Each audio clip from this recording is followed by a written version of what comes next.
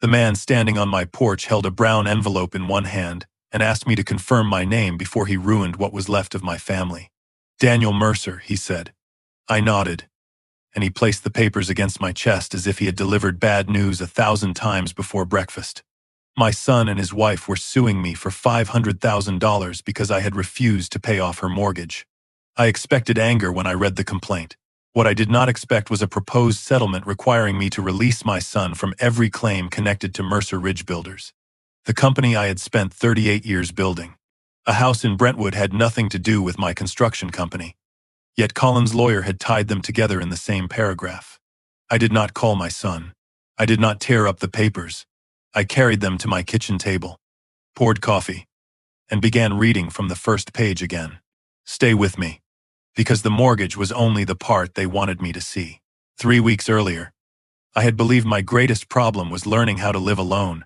My wife, Ellen, had been gone for almost 2 years, and our house in Franklin still seemed arranged around the expectation that she might return from the grocery store at any moment. Her gardening gloves hung beside the back door. Her blue ceramic mug remained in the cabinet because moving it felt too much like admitting something permanent. I was 69, retired from daily management of Mercer Ridge Builders, and wealthy enough that people assumed grief should be comfortable for me. It was not. Money could hire someone to maintain the yard Ellen loved, but it could not make the empty side of our bed look less accusing. My son, Colin, lived 25 minutes away with his wife, Brooke, and their 8-year-old daughter, Sophie. I told myself that transferring control of the company to Colin had given me more time for family. The truth was that I had arrived late to that idea, and I had been trying to purchase my way back into their lives ever since. I built Mercer Ridge, one framing crew at a time, beginning with a borrowed truck and a toolbox my father had left me. By the time Colin finished college, we were constructing custom homes across Middle Tennessee and employing more than 60 people. I had missed birthdays, school plays, and one championship baseball game Colin never stopped mentioning. Ellen used to warn me that children remembered absence more clearly than sacrifice. I answered by paying for things. I covered Colin's tuition, bought him his first reliable car, and gave him a job that began several rungs higher than it should have. When he wanted to buy into the company, I financed most of the purchase and allowed him years to repay me. When credit cards became a problem, I cleared them. When a business investment failed, I called it tuition and absorbed the loss. I told myself I was helping him gain confidence. Looking back, I had taught him something else when consequences arrived. His father would stand between him and the bill. Brooke had never openly disliked me, but she measured affection in ways I found difficult to understand. She was careful, polished, and alert to every difference between what Colin received and what other successful men seemed to have. Before their wedding, she had purchased a brick house in Brentwood with savings and money from her mother. The deed remained solely in her name under a prenuptial agreement. I respected the arrangement, though I warned Colin not to pour his income into property he did not legally own. He accused me of expecting his marriage to fail. After Ellen died, I paid $160,000 to renovate that house because Brooke said the kitchen was unsafe and Sophie needed a better bedroom. I paid the contractors directly. New cabinets became imported stone counters, then a covered patio, custom closets, and an office Colin said he needed for company work. I never asked for ownership. I wanted Sunday dinners somewhere Ellen would have considered warm. For a while, I convinced myself that was what I had purchased. The demand came during one of those Sunday dinners. Brooke had roasted chicken. Sophie was explaining a science project involving bean plants, and Colin kept checking his phone beneath the table. After dessert, Brooke sent Sophie upstairs to choose a movie. Colin returned from his office carrying a white folder and placed it beside my plate. "We need to settle something tonight," he said. Inside was a mortgage statement showing a payoff balance of $487,000. I checked the address twice, thinking he had handed me papers from some investment property. It was Brooke's house. "What happened to the original loan?" I asked. Brooke folded her hands. Colin leaned back and said, "Nothing happened. This is what's left, and you're going to pay it before the end of the month." He spoke with the weary confidence of a man reminding an employee about an overdue assignment. I looked from him to Brooke, waiting for someone to smile or explain the joke. Neither did. I asked why the balance was so high after I had already paid for the renovations. Brooke said property taxes, refinancing costs, and family expenses had accumulated. Colin interrupted before I could request documents. The details aren't the issue, he said. You promised we would never have to worry about this mortgage. I remembered the conversation he meant. It had taken place after Ellen's funeral, when all three of us were exhausted, and Sophie had fallen asleep against my shoulder.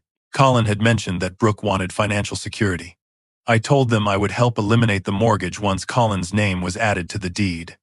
Their debts were fully disclosed, and a lawyer structured the payment through the family trust. I had also said clearly that none of the money could be used to cover company losses.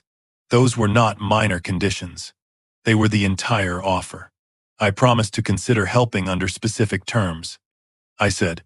None of those terms were met. Colin's jaw tightened. Brooke stared at the folder as if my caution were a personal insult. Brooke spoke quietly. Your granddaughter sleeps under this roof. It was the kind of sentence designed to make any response sound cruel. I told her Sophie's safety had never depended on my signing a check that evening. I asked to see the refinancing history and the home equity statements. Colin pushed the folder toward me. You don't need to audit our marriage. I said I was not auditing their marriage. I was being asked to transfer nearly $500,000 into an asset owned only by Brooke. If Colin's name was still absent from the deed, he would gain nothing legally from my payment. Brooke's face hardened. So this is about control. I reminded them that I had never asked for repayment on the renovation. Colin laughed once. Without humor. You always bring up what you paid for. That's how you make generosity feel like a leash.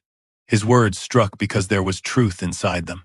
I had used money to compensate for absence, and sometimes I had expected gratitude to erase years I could not recover. Then Colin moved from accusation to collection. He said I owed him for every school event I missed, every dinner Ellen attended alone, and every summer I spent inspecting job sites instead of taking family vacations.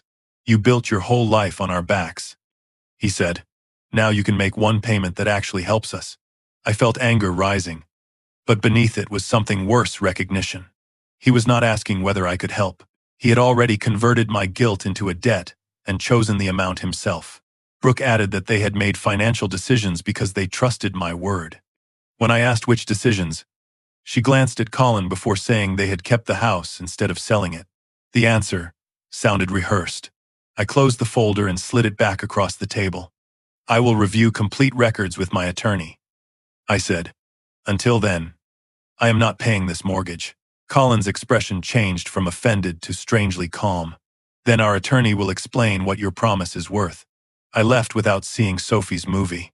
In the driveway, I sat behind the wheel for several minutes, listening to the cooling engine tick beneath the hood. My first instinct was to return, apologize for my tone, and offer some compromise. That instinct had governed most of my relationship with Colin.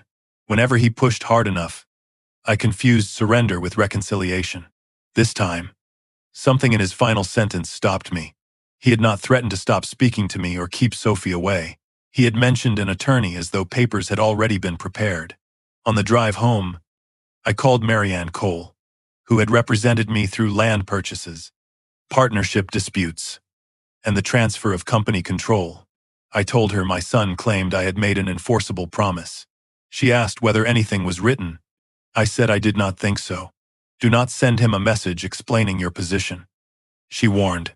Do not apologize in writing, and do not transfer $1 until I see every document.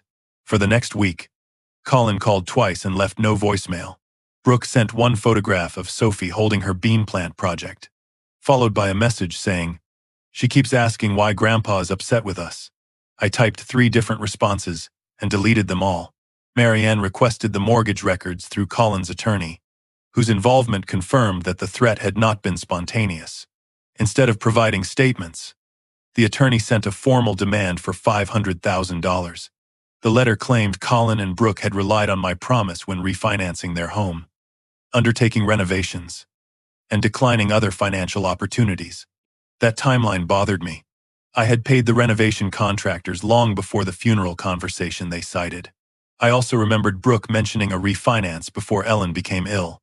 When Marianne asked for the original recording Colin supposedly possessed, his attorney provided only a written transcript.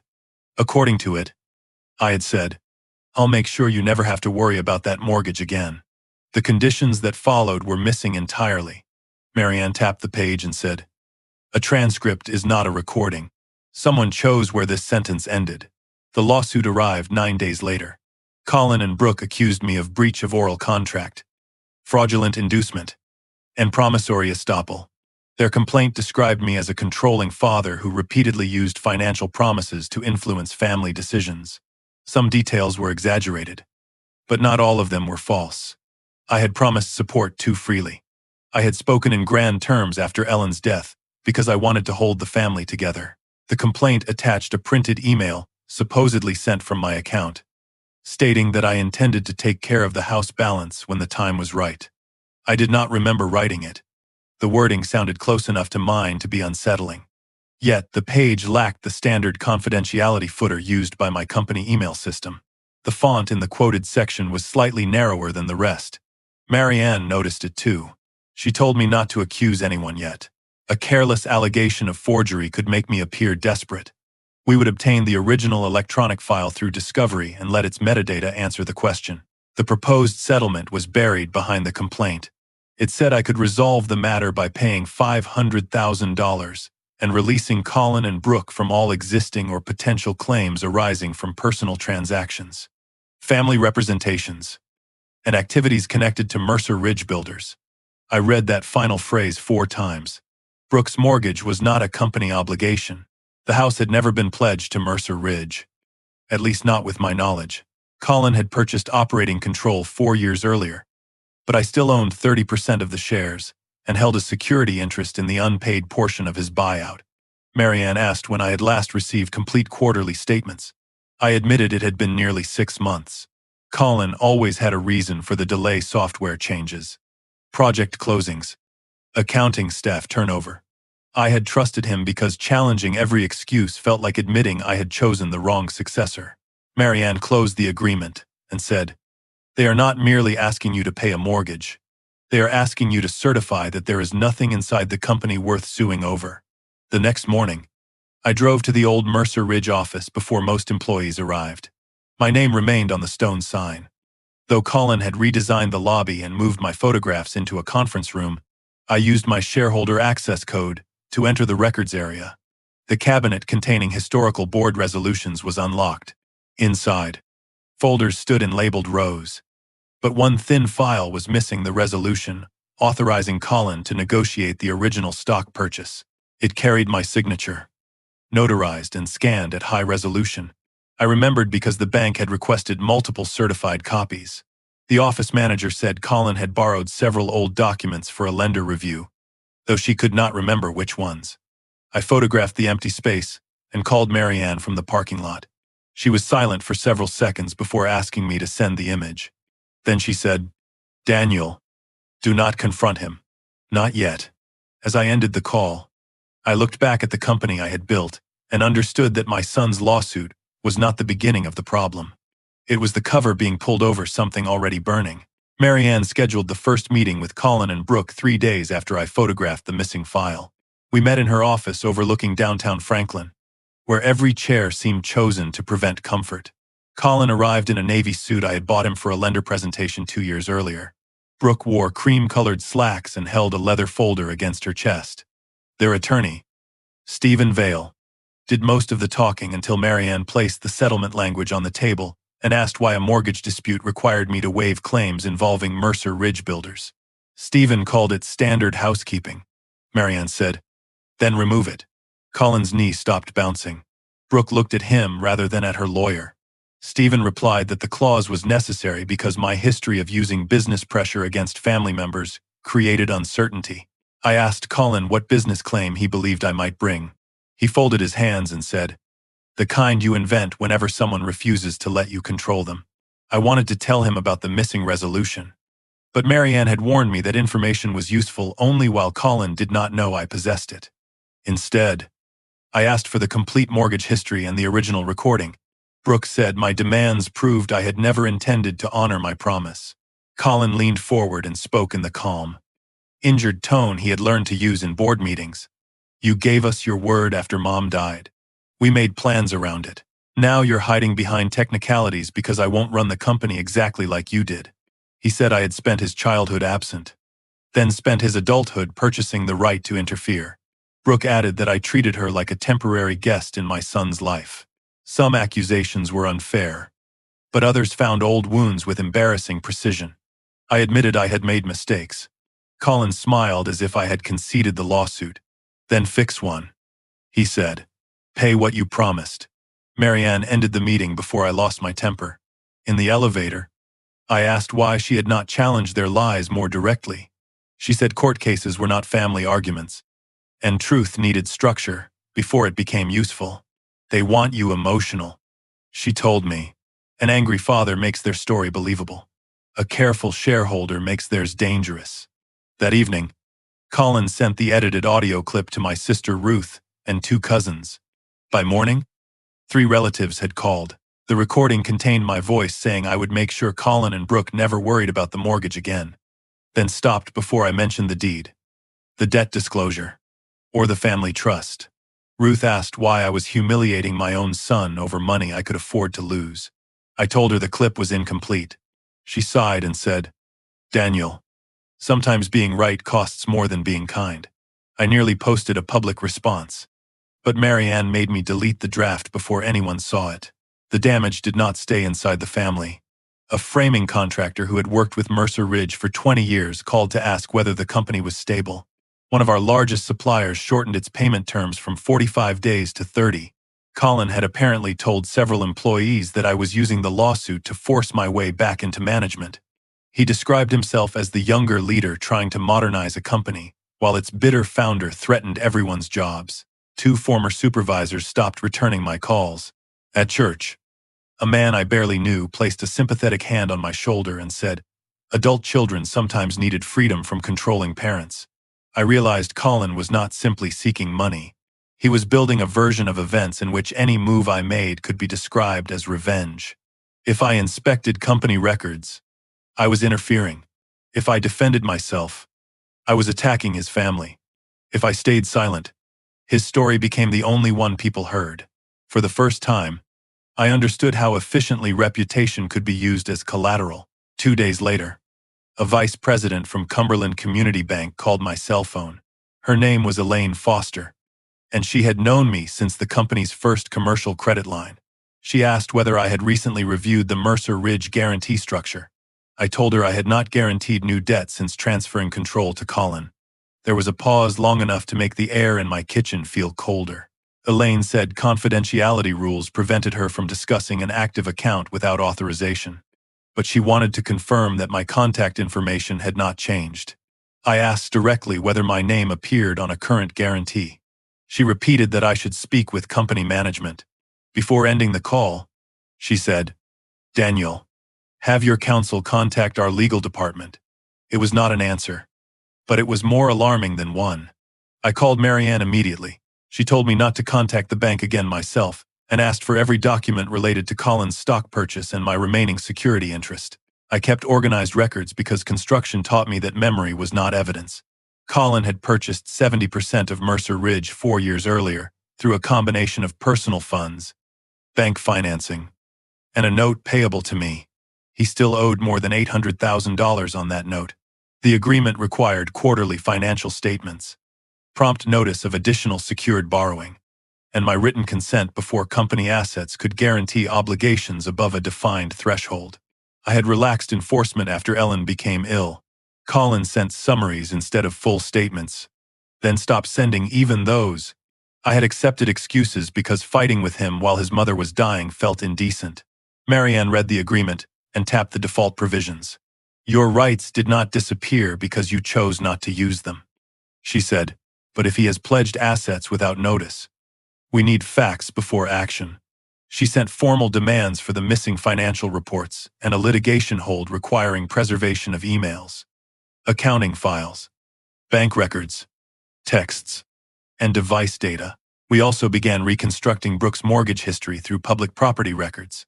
The county register showed that she had refinanced the Brentwood house 14 months earlier. then opened a home equity line several weeks later. The refinance occurred nearly 2 months before the dinner they cited as the moment they relied on my promise.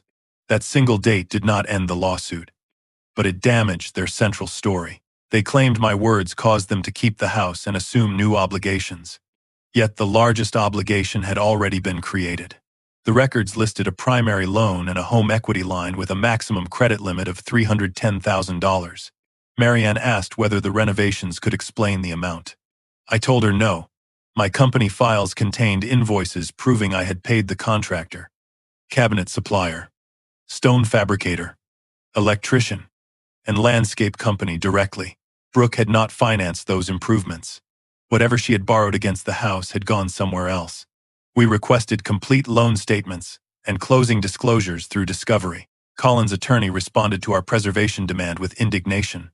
Stephen Vale accused us of trying to transform a simple family promise into a corporate investigation. He refused immediate access to company servers and claimed my shareholder rights did not permit harassment. Marianne answered with 3 sections of the purchase agreement, 2 provisions of Tennessee corporate law, and a deadline. Colin called me that night. His voice was low and furious. "You're frightening employees and lenders over a personal disagreement." I asked why the bank believed I had guaranteed current debt. He went silent for a moment, then said, "Old documents sometimes remained attached to renewed credit facilities." I told him I had never authorized that. "You authorized plenty when you were in charge." He replied, "You just don't remember every signature." It was the first time anyone had suggested my memory was failing. He softened his voice and said, "Grief had changed me." I recognized the maneuver, but recognition did not make it painless. Brooke called separately the next morning. She said she wanted to resolve matters without destroying the family. Her tone was less hostile than Colin's, but every path she offered ended with my money paying her debt. She insisted the home equity line had covered household needs, taxes, and temporary expenses during a difficult business year. When I asked whether any of it had entered Mercer Ridge, she said Colin handled transfers and she trusted her husband. Then she accused me of forcing her to choose between financial security and family peace. I told her I had already given $160,000 to improve a house in which my son owned nothing. She replied, "You gave that money because it made you feel like a good father." The cruelty of the sentence came from its partial truth. After the call, I sat in Ellen's old chair and admitted something I had resisted for years. Generosity without boundaries had not healed my family. It had turned every gift into evidence that another gift should follow. The first useful financial records arrived from a subcontractor account rather than from Colin. A former controller named Janet Ruiz contacted Marianne after receiving the litigation hold. Janet had left Mercer Ridge 6 months earlier. Officially, for personal reasons. She said Colin had directed her to code several unusual transfers as owner contributions. The amounts came from an account bearing Brooke's name and were deposited shortly before payroll and supplier deadlines. Janet had questioned whether they were loans, but Colin told her documentation would follow. It never did. She saved copies of reconciliations because the entries made her uncomfortable. The transfers totaled just under $270,000 over 9 months, days after each deposit. Most of the money went toward cost overruns on 2 luxury home projects that Colin had priced too aggressively. The company had not been growing. As he claimed, it had been using Brooke's house to conceal losses. Marianne cautioned that Janet's records required authentication, but the pattern finally connected the mortgage to Mercer Ridge. The 2 failed projects were ones I had warned Colin against before retiring.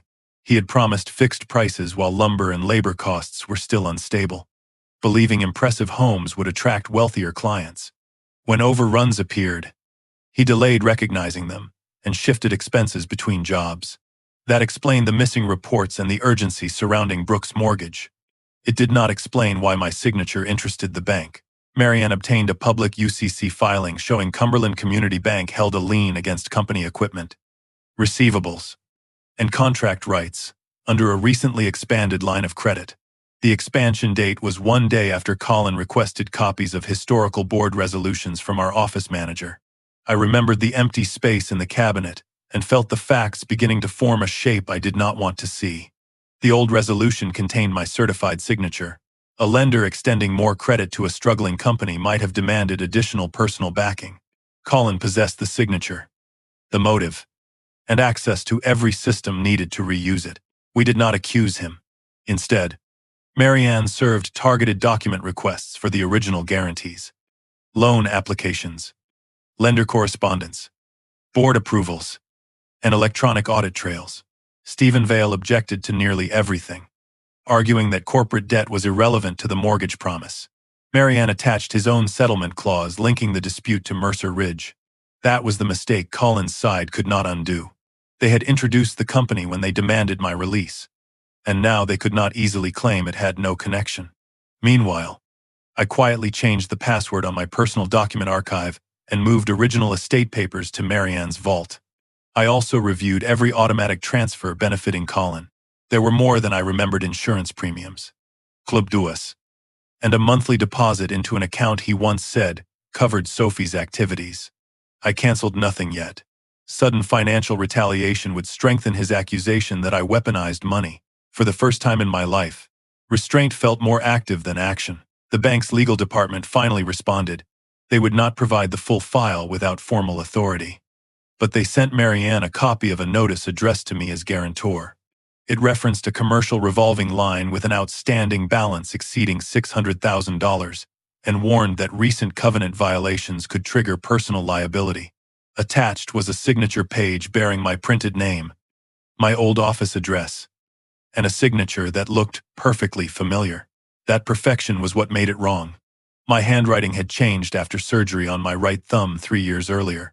Since then, the final stroke in my last name tilted downward. The signature on the guarantee rose sharply, exactly as it had on documents signed before the surgery. Marianne placed it beside the scanned stock purchase resolution. The two signatures aligned so closely that even the ink gaps appeared identical. She did not call it forgery yet. She said we would need the original file, metadata, and an expert. I stared at the page and felt something inside me settle into cold certainty. At the bottom of the guarantee was an electronic certification stating that I had reviewed and approved the obligation on a date when I had been in Vermont, scattering part of Ellen's ashes with her sister. I still had the airline receipt and hotel invoice. Colin had called me that afternoon, supposedly to ask about a supplier relationship. I remembered hearing office printers behind him while he assured me everything at Mercer Ridge was fine. Now the conversation seemed less like a son checking on his father and more like someone confirming how far away a witness had traveled. Marianne slid the document into a protective sleeve and said, "From this moment forward, assume the lawsuit is designed to make you sign something, not merely pay something." I asked what would happen if the bank enforced the guarantee before we proved it false. She answered honestly they could seek repayment, freeze credit relationships, and force us into a costly fight. My son was demanding $500,000 for his wife's mortgage, while a second document quietly exposed me to more than $600,000. The betrayal was no longer a family argument. It was a financial trap with my signature already waiting at the bottom. The document examiner Marian hired was a former federal fraud analyst named Leonard Pike, a patient man who treated every signature as if it were a crime scene. He compared the guarantee with 47 examples of my handwriting from the previous decade, including checks, contracts, and personal letters Ellen had saved. His preliminary conclusion was careful but unmistakable. The signature on the bank guarantee had not been written directly onto the document.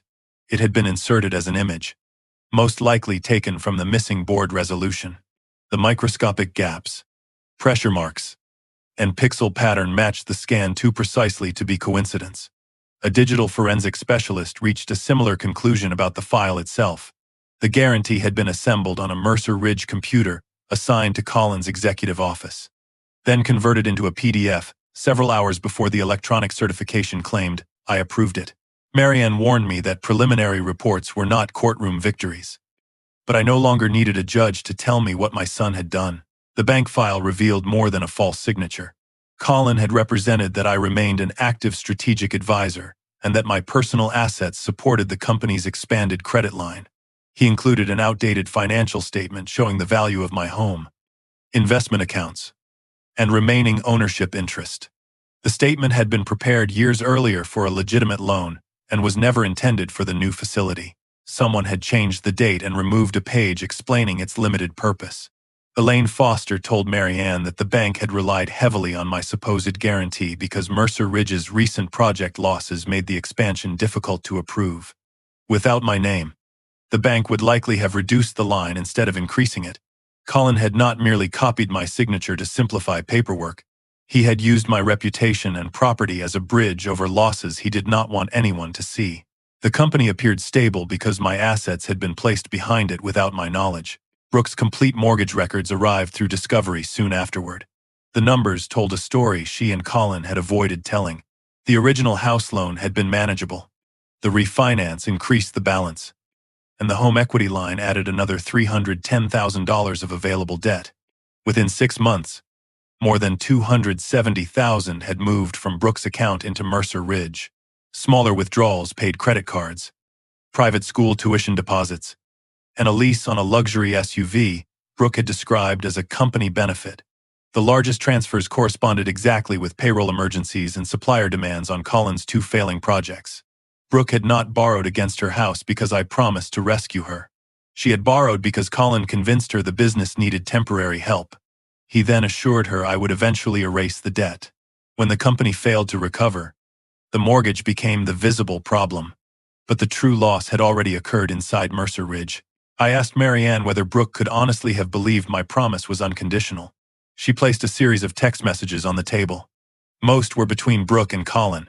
In one, Brooke asked whether my offer required Colin's name to be added to the deed. Colin replied, "Dad always adds conditions when he wants control. Don't worry. He'll pay once he understands we're serious."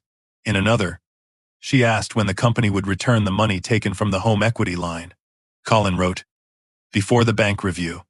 Worst case, Dad covers the mortgage like he said." Brooke knew conditions existed. She also knew company money had not repaid her. Yet the messages showed fear beneath her manipulation. She repeatedly warned Colin that the house was the only major asset she owned separately, and that her mother had helped her buy it for security. Colin answered with reassurance, then pressure, then anger.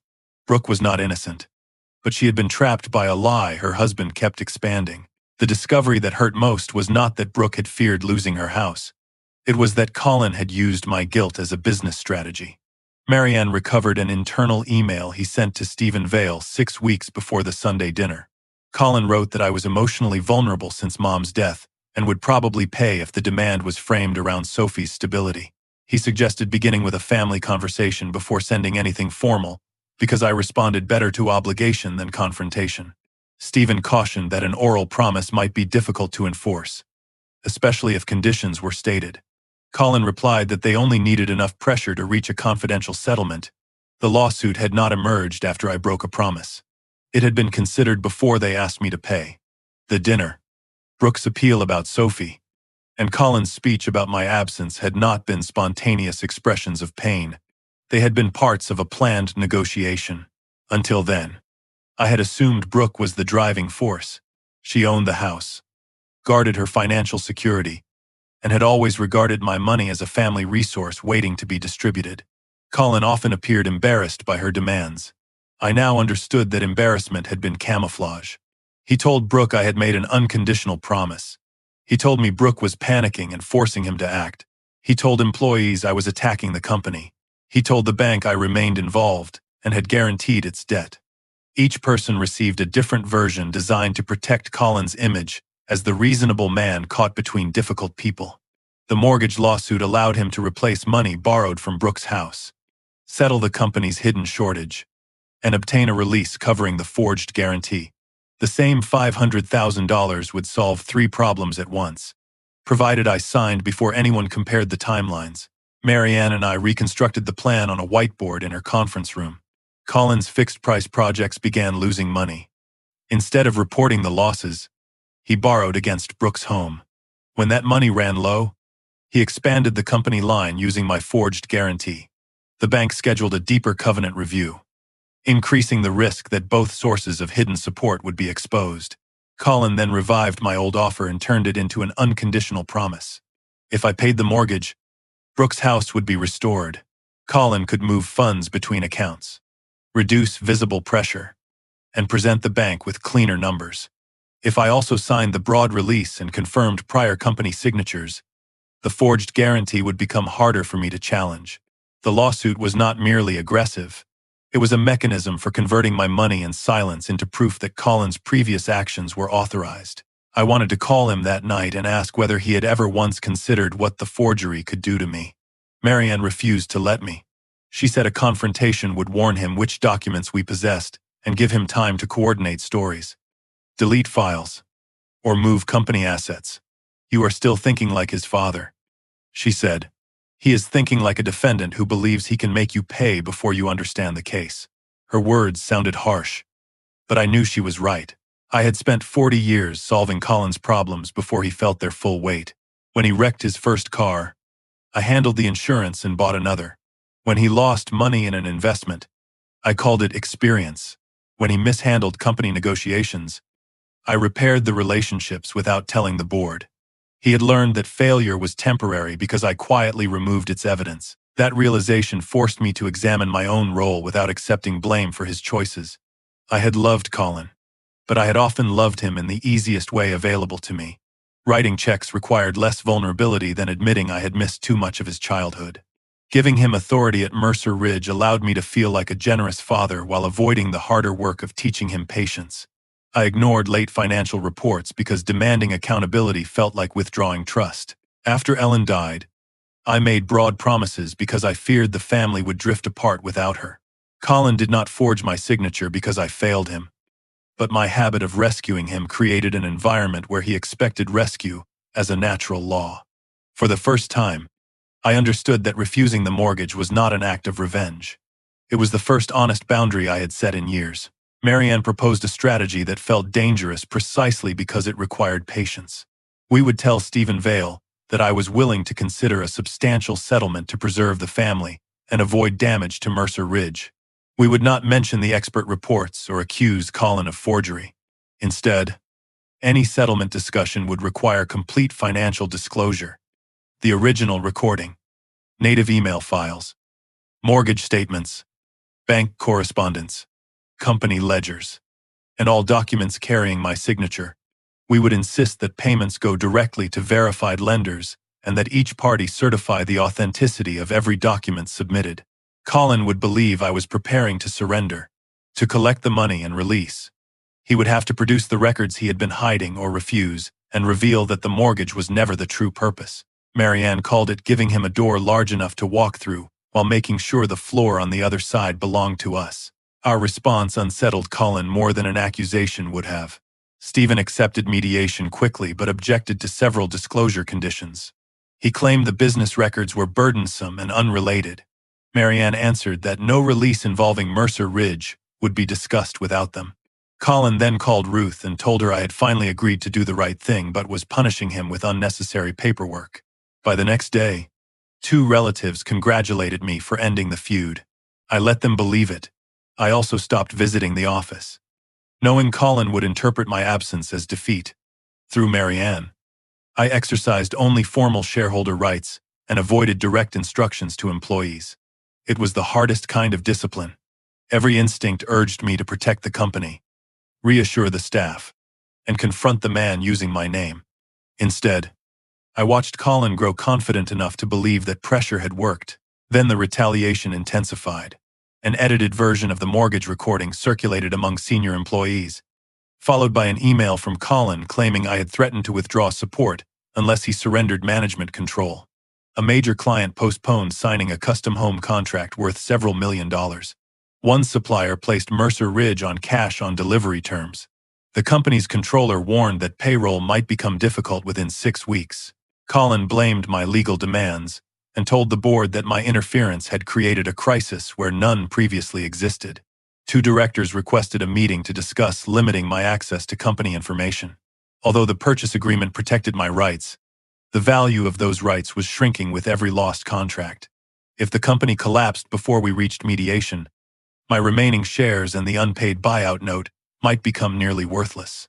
Colin had created the losses, but he was positioning me as the man who caused the collapse by exposing them. Brooke submitted a sworn declaration stating that I had promised to pay the mortgage without conditions. She said she refinanced and retained the house in reasonable reliance on my word. The refinancing dates contradicted her. But the judge declined to dismiss the case at the preliminary stage because the parties disputed what was said and which later decisions depended on it. The lawsuit would continue into discovery and potentially trial. On the same afternoon, Cumberland Community Bank sent a formal demand reserving its right to enforce the $600,000 guarantee against me. Marianne disputed the signature immediately, but the bank refused to release me without further investigation. My investment advisor warned that litigation could complicate credit, property transfers, and estate planning. Between the mortgage claim, the guarantee, legal fees, and collapsing company value, Colin had placed more than $1 million of direct exposure around me. Not counting the business I might lose, the greatest shock arrived in the revised settlement draft Stephen sent before mediation.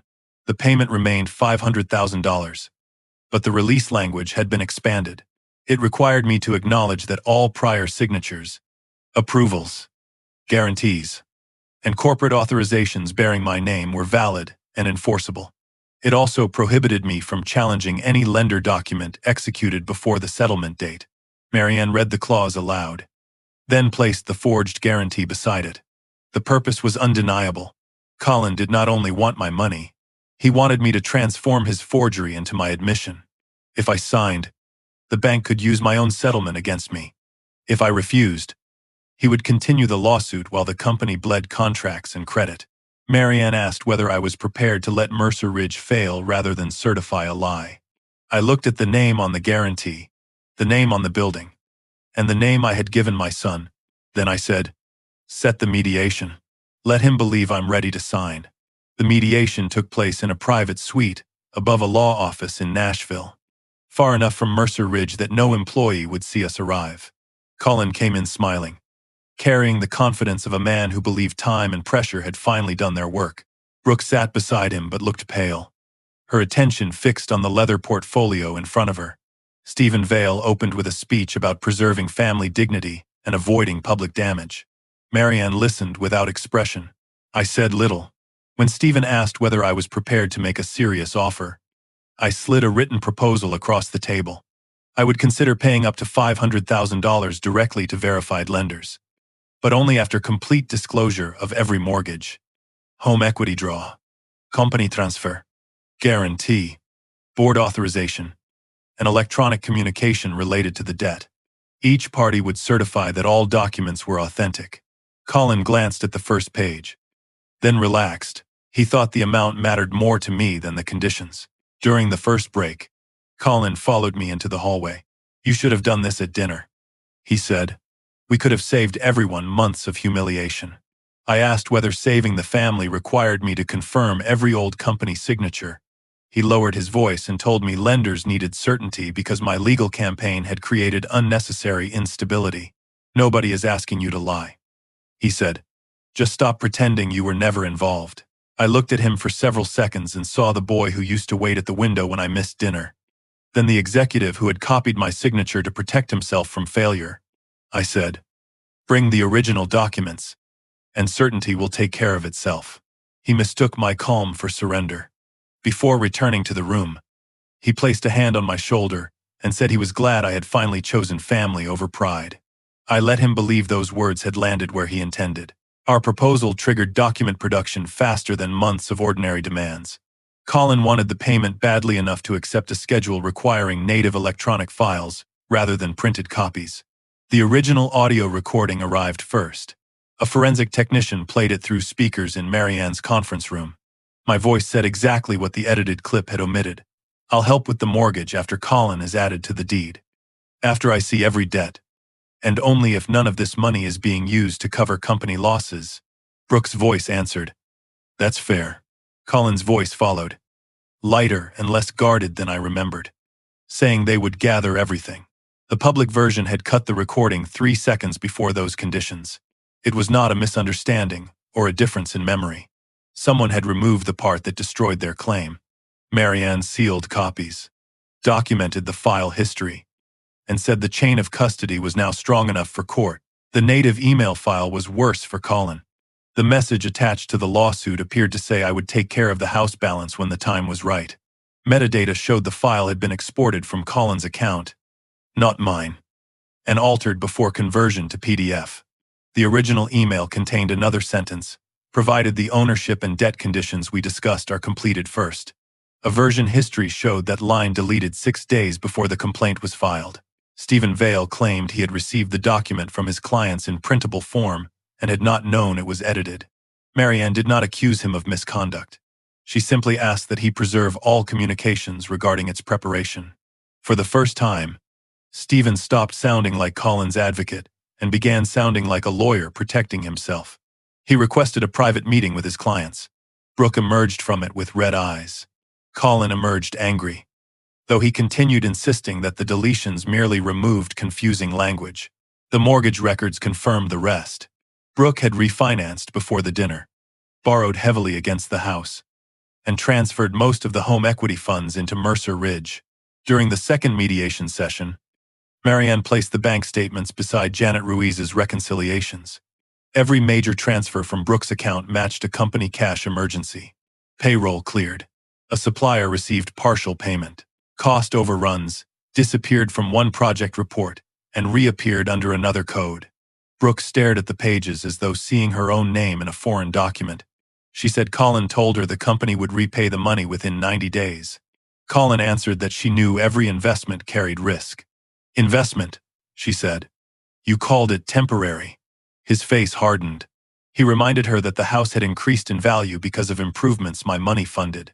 The implication was clear. She should be grateful enough not to question what he had done with the equity. Then Marianne introduced the guarantee. She did not call it forged. She asked whether Brooke had seen it before. Brooke said no. Colin objected that the bank document was outside the scope of the mortgage dispute. Marianne pointed to the release clause requiring me to validate all prior guarantees. Stephen asked for a recess, but Brooke did not move. She picked up the page and studied the signature. You told me your father approved the new line, she said. Colin replied that I had approved continued support in principle. Brooke asked again whether I had signed it. He said the bank had received all necessary authorization. Her voice sharpened. That is not what I asked. Colin looked toward Stephen, then toward me, and finally said the paperwork had been handled by staff. Brooke laughed once, quietly and without humor. It was the same sound Colin had made at dinner when I refused to pay her mortgage. The mediation ended without settlement, but the family structure that entered the room did not leave intact. Brooke hired separate counsel within 48 hours. She did not withdraw her sworn declaration immediately, because admitting it was false could expose her to sanctions. But her new attorney contacted Marianne to discuss correcting the record. Brooke maintained that Colin had repeatedly told her my conditions were a tactic I would abandon under pressure. She admitted she knew the edited recording was incomplete, though she claimed she did not know the email had been altered. Her explanation did not absolve her. She had participated in using the clip because she feared losing the house. Yet she also turned over a cloud backup from her phone containing messages Colin said no longer existed. In one, written before the lawsuit, he told her, once Dad pay, the bank review becomes manageable, and the old guarantee issue disappears. That sentence connected the mortgage demand directly to the forged document. Colin responded before we could use the new evidence. He formed a separate limited liability company with Mason Bell, Mercer Ridge's vice president of development, and began shifting future opportunities toward it. 2 profitable clients received proposals under the new company's name. A land option that Mercer Ridge had spent months negotiating was reassigned through an affiliated broker. Colin described the arrangement as a contingency plan to protect projects from my destructive litigation. In reality, he was moving the company's most valuable relationships beyond the reach of my security interest. When Marianne served emergency notices, Colin claimed the opportunities belonged personally to him because they had not reached signed contract status. The distinction was not clean enough to resolve without court intervention. Every day mattered. If customers committed elsewhere, even a later legal victory would not restore the lost business. The company I had built could be hollowed out before a judge decided who owned what remained. For several hours after learning about the transfers, I considered calling our largest clients and telling them everything. Marianne stopped me again. Public accusations could frighten them into leaving permanently and give Colin evidence that I had interfered with business operations. Instead, we used the tools already built into the stock purchase agreement. Colin's missed payments and undisclosed borrowing constituted potential defaults. My security interest allowed me to seek protection against asset dissipation, but not to march into the office and seize control. Marianne filed for a temporary restraining order, supported by the settlement language, the company transfers, the preservation notice, and evidence that Colin had begun deleting records. We requested an independent custodian for financial data and an order preventing further movement of clients or assets. I hated placing Mercer Ridge under judicial scrutiny, but the alternative was allowing Colin to strip it while accusing me of causing its collapse. The deletion issue became our strongest immediate argument. The litigation hold had been sent weeks earlier and acknowledged by Stephen Vale. Nevertheless, a server audit showed thousands of files removed from Colin's executive folder after the first mediation session. Some were recoverable from backups. Others had been renamed, moved, or overwritten. The deleted material included lender correspondence, draft cash flow reports, and communications with Mason about the new company. Colin claimed an automated cleanup program caused the loss. The information technology contractor testified that the cleanup had been manually initiated from Colin's credentials and targeted specific directories. This did not prove every underlying fraud allegation, but it demonstrated that evidence was disappearing while Colin demanded I trust his documents. The judge scheduled an expedited hearing on preservation, asset transfers, and access to corporate records. What had begun as a mortgage lawsuit was now forcing the business itself into open examination. Brooke's cooperation remained limited and uneasy. She wanted the lawsuit against me dismissed, but she also wanted enough money to prevent foreclosure. Her attorney proposed that I lend her funds secured by the house while she separated her finances from Colin. I refused. I offered to support a structured sale that would pay the lenders and preserve whatever equity remained. But I would not replace one hidden rescue with another. Brooke called that heartless. I told her I understood why she was afraid, but fear did not make her claim true. She had signed a declaration blaming me for decisions made before my supposed promise. She had allowed Sophie's name to be used as leverage. She had listened to an edited recording and proceeded anyway. Compassion did not require me to absorb the consequences. The conversation ended with Brooke crying. Not dramatically, but with the exhausted silence of someone realizing every available outcome involved loss. Sophie became the part none of us could discuss without shame. Colin accused Brooke of turning their daughter against him. Brooke accused Colin of risking the child's home for a company he could not admit was failing. Ruth called me and begged me to pay something simply to stop the family from breaking apart. I told her the family had already broken. The lawsuit had only exposed the fracture. Still, I arranged through lawyers to continue paying Sophie's school costs from the education trust established years earlier. The trust was independent, and neither Colin nor Brooke could redirect the money. I made it clear that support for Sophie would not be conditioned on either parent's cooperation. It was the first financial decision in the crisis that felt clean. I could protect my granddaughter without rewarding deception, and I could love her without turning love into an instrument against her parents. As the hearing approached, the directors who had initially blamed me began reviewing the recovered records. One resigned after discovering that project losses had been delayed and reclassified.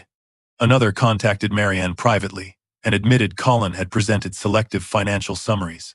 Employees learned that the new company was recruiting them while Mercer Ridge still owed vendors.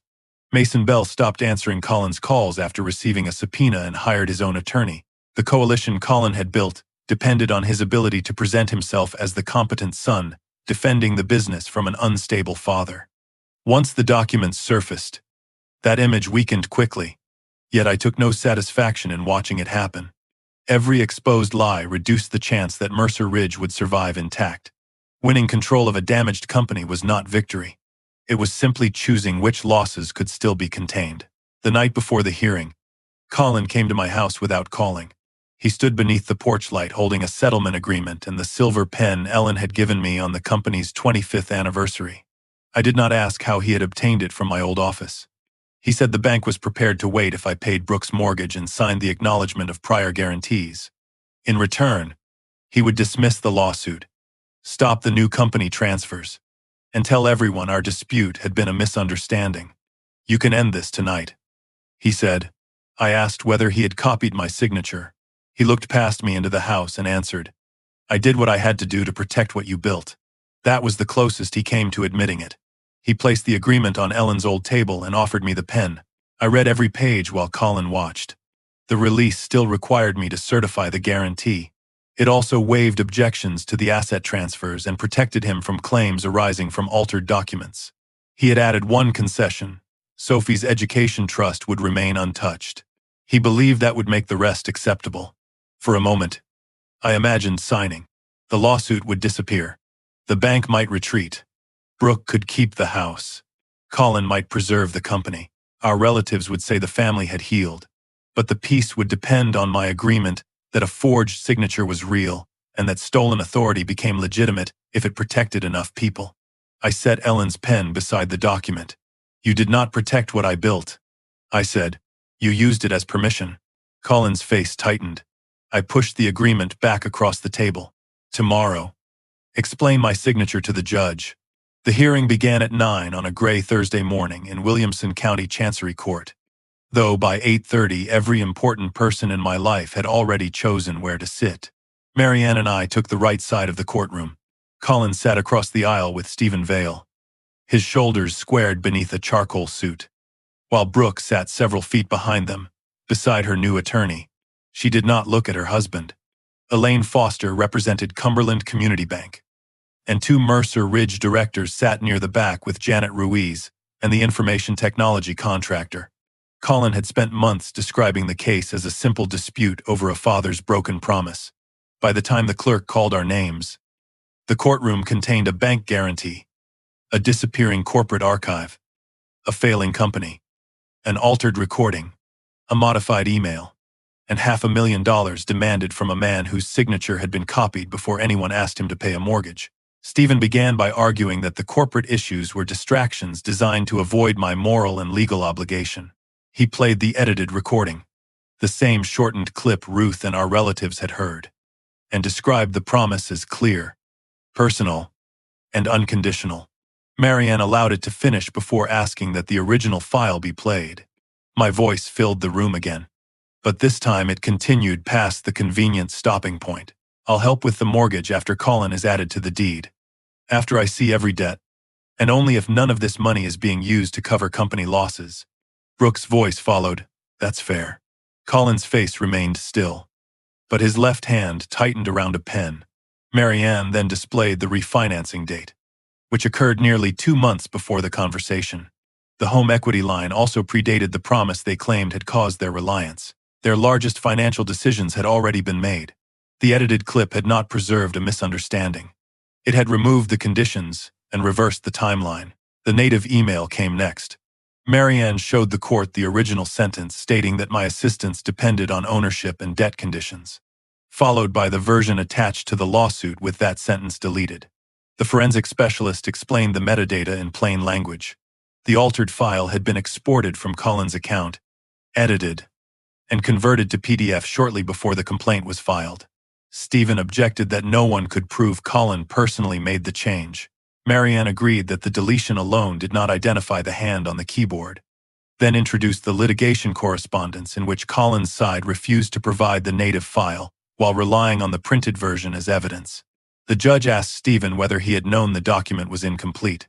Stephen said he had relied on materials supplied by his clients. For the first time, Colin turned toward his own lawyer with open irritation. The arrangement that had protected him was beginning to separate into individuals protecting themselves. Brooke's attorney informed the court that she was withdrawing her claim against me and seeking permission to amend her prior declaration. Brooke took the witness stand with both hands clasped in her lap. She admitted that she knew my mortgage offer included conditions. She also admitted that she knew the public recording ended before those conditions were stated. Her voice shook when she said Colin had assured her the omissions did not matter because I would never allow the dispute to reach trial.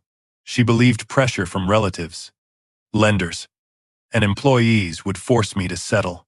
When Marianne asked why Brooke had signed a declaration saying the refinance depended on my promise, Brooke closed her eyes briefly and answered, Because I was afraid of losing my house, and I let that fear become an excuse. It was not a complete apology, but it was the first honest sentence I had heard from her since the Sunday dinner. The mortgage records followed Brooke's testimony. Bank statements showed more than $270,000 flowing from her home equity account into Mercer Ridge. Janet Ruiz explained how Colin instructed her to classify those transfers as owner contributions, even though Brooke held no company ownership. The money covered payroll shortages, supplier demands, and cost overruns on 2 fixed-price projects. Brooke had not borrowed because I promised to save her house. She borrowed because Colin told her the company needed temporary cash and would repay it. The house became endangered when the company failed to return the money. My refusal did not create that risk. It exposed it. Colin's attorney argued that families often made informal financial arrangements. But the judge asked why an informal arrangement required altered documents, a truncated recording, and a release covering business guarantees. No one on Colin's side offered an answer that connected those facts without revealing the plan beneath them. Then Marianne placed the bank guarantee on the evidence screen. Leonard Pike explained that the signature was not handwritten onto the document. It was a digital image, copied from the old board resolution missing from Mercer Ridge's archive. He enlarged both signatures until the courtroom could see identical gaps and edge patterns. The bank guarantee's file history showed it was created on Colin's office computer while I was in Vermont, scattering Ellen's ashes. My airline itinerary, hotel receipt, and phone location records confirmed I was hundreds of miles away when the electronic certification claimed I approved it. Elaine Foster testified that the bank expanded Mercer Ridge's credit line because it believed my personal assets stood behind the debt. Without my guarantee, the bank would probably have reduced the facility. Colin had used my old financial statement, changed its date, and removed the page limiting its purpose. The mortgage lawsuit had been designed to make me validate that false signature before the bank completed its review. Stephen requested a recess. When court resumed, he announced that his firm could no longer represent Colin regarding any matter involving disputed documents because a conflict had developed concerning how evidence had been supplied. Colin stood and accused Stephen of abandoning him. The judge ordered him to sit down. His confidence fractured in a way I had never seen. For years, Colin had remained calm by ensuring someone else carried the immediate risk. Brooke carried the mortgage. The bank carried the hidden losses. I carried the guarantee. Stephen carried the lawsuit. Now each person had stepped aside, and Colin stood alone with the decisions he had called necessary. He asked for additional time to hire new counsel. The judge granted limited time for the separate guarantee dispute but refused to delay rulings on evidence preservation and corporate asset transfers. Too many records had already been deleted, and too many business opportunities were moving beyond Mercer Ridge. The judge dismissed the mortgage claims against me with prejudice after finding that no enforceable unconditional promise had been shown and that the reliance theory was contradicted by the refinancing timeline. She reserved the amount of attorney fees and sanctions for a later order, but stated that the altered evidence and incomplete disclosures would weigh heavily. She also granted temporary restrictions preventing Colin and Mason Bell from transferring clients, land options, employees, or company records to their new entity. An independent custodian would preserve Mercer Ridge's financial systems. The bank acknowledged on the record that it would suspend enforcement of the personal guarantee against me while completing its fraud investigation. My signature was not yet erased from every problem, but it had stopped operating as a weapon. I had spent months feeling as though Colin could create obligations simply by placing my name beneath them. That morning, a judge restored the difference between a father's identity and a son's permission. Outside the courtroom, reporters from a local business publication waited because the asset transfer dispute involved several prominent construction projects. I refused to give them a dramatic statement. I said only that Mercer Ridge would cooperate with the court and protect its employees, clients, and creditors. Colin walked past without speaking. Brooke stopped several feet from me and said she planned to sell the Brentwood house. The mortgage, equity line, and legal expenses would consume most of what remained. She asked whether I would lend her enough to postpone the sale until the market improved. I said no. Her face hardened for an instant, then softened with resignation. I offered to pay for an independent advisor to help structure the sale and protect Sophie's housing transition. But I would not pay the debt or take a lien that kept the same cycle alive. Brooke nodded slowly. You really are done rescuing us, she said. Yes, I replied. That does not mean I want you destroyed. The Mercer Ridge Board met the following week under the supervision of the court-appointed custodian. Recovered records showed the company was weaker than even I had feared. Colin had delayed recognizing losses, pledged receivables twice in internal forecasts, and promised future revenue that had not been contracted. Still, several profitable projects and valuable land options remained. The board suspended Colin from financial authority and negotiated the sale of those assets to a regional builder. The proceeds paid employees, priority vendors, taxes, and most of the bank debt.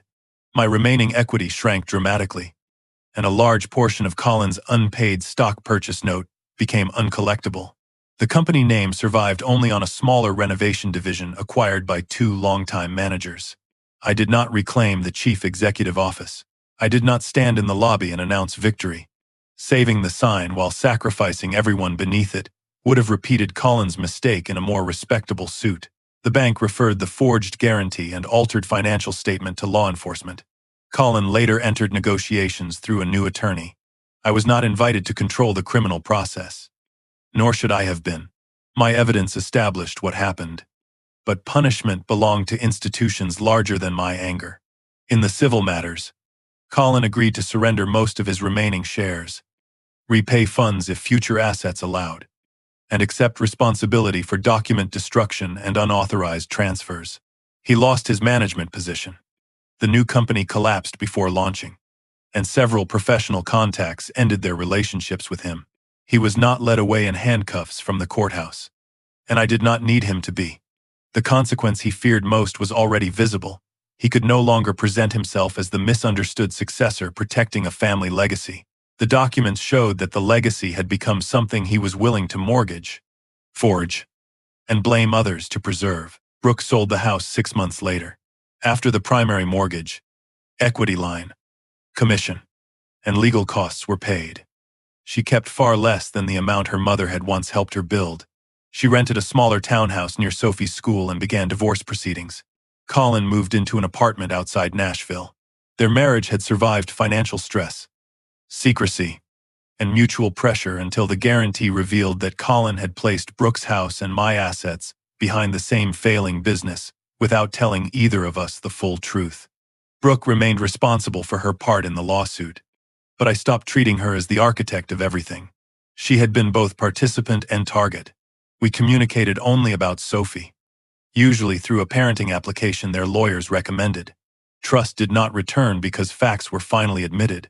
Trust, I learned, was not a switch restored by confession. It was a structure rebuilt through repeated, observable choices. I revised my estate plan with Marianne. Colin would not receive control of any business interest or unrestricted inheritance. Funds intended for Sophie remained in an independent education and support trust administered by a professional fiduciary. Neither parent could borrow against it, redirect it, or use access to Sophie as leverage. I sold the large Franklin house because every room held a version of family life that no longer existed. I kept Ellen's blue mug, her gardening gloves, and the silver anniversary pen Colin had brought to my porch. The rest went to an estate sale or storage. With part of the proceeds, I established an apprenticeship program for young adults entering construction without family connections. They received tools, safety training, and supervised work. But the program had clear standards. Support came with accountability. Opportunity came with records. I had finally learned that structure did not weaken generosity. It protected generosity from becoming dependency or entitlement. Colin asked to meet me nearly a year after the hearing. We chose a diner halfway between his apartment and mine. He looked older, though perhaps I was finally seeing him without the confidence money and position had provided. He apologized for forging my signature, but his apology still carried explanations. The company was failing. Employees depended on him. Brooke was panicking, and he believed I would eventually agree. I listened until he finished. Then he asked whether I could forgive him. I said I was working toward forgiveness because I did not want the rest of my life organized around resentment. His shoulders loosened until I added, "Forgiveness does not restore authority. It does not erase debt, return you to the company, or require me to trust the next document you place in front of me." He stared into his coffee and said that sounded like punishment. I told him it was a boundary, and boundaries only felt like punishment to people who had benefited from their absence. He asked whether I still considered him my son. That question wounded me more than the lawsuit because beneath all his manipulation remained the child I had failed in ordinary ways and overprotected in expensive ones.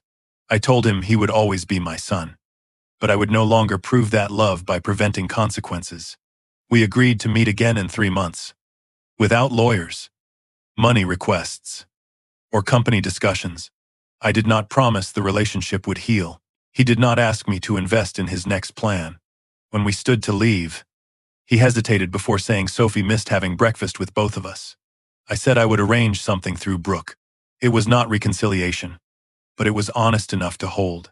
For the first time, neither of us purchased the moment with a promise we could not safely keep. The story ended for me on a Saturday morning in Sophie's school auditorium.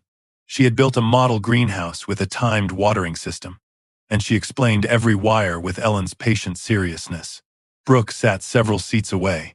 Colin arrived late and took a place at the end of our row. No one argued. No one discussed the house, the company, or the money. When Sophie's project won second place, she ran toward us and wrapped one arm around me and the other around her father. I felt the old instinct to fix everything, to convert that embrace into a restored family before the moment disappeared. Instead, I let it remain what it was, one good moment among people carrying consequences. My son once demanded that I pay his wife's mortgage, then sued me for $500,000 when I refused. I won the case, but winning was not the lesson. The lesson was that love becomes dangerous when it is asked to certify a lie. I could leave the door open without surrendering the keys,